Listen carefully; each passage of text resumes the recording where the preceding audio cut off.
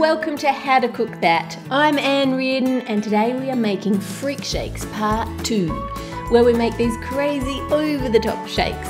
In Part 1 I showed you how to make the Freak Shakes from Cafe Petiz in Australia.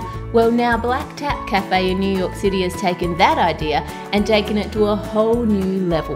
People are queuing up for 4 hours to get one of these milkshakes. To make your own crazy cookie shake, take some vanilla ganache, and you make that just by pouring hot cream over white chocolate.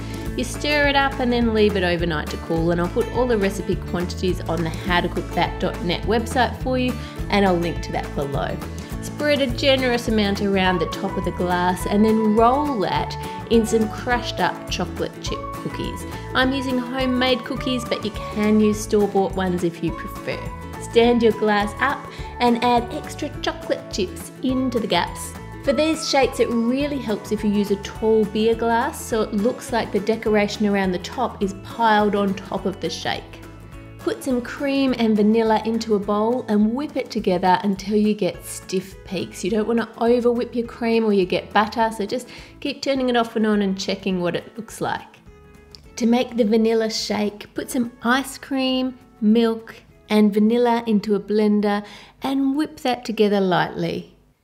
Take some milk chocolate ganache and add it around the inside of your glass and then pour in the vanilla milkshake, not quite to the top.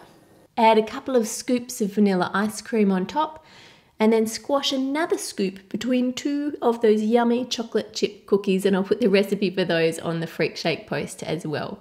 Pipe some cream on top of your shake and then add the ice cream sandwich. We're a little bit too full there, don't add quite so much milk. Then drizzle the top with melted chocolate and add a couple of straws. And see how having the tall glass makes it look like you have piled a lot on top. For our cotton candy shake, spread a thick layer of vanilla ganache around the outside of the glass and then add a mixture of pink, white and blue sixlets over the ganache, and these are just chocolate filled candies. Drizzle some strawberry and blueberry ice cream topping down the inside of the glass and then fill that with vanilla milkshake. Add 2 scoops of vanilla ice cream to the top and then top that with a lollipop, a big one of course, and blue and pink sugar sticks and cotton candy on top of that. How good does that look? Every kid's dream to have a milkshake like this.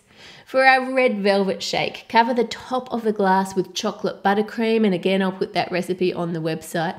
Then add a generous amount of Hershey's Kisses all over the frosting, and this is one of my favourite looking ones. Take some red M&Ms and add them in the gaps all the way around the glass, and then place some ice cream, ganache and milk into the blender and whip that together.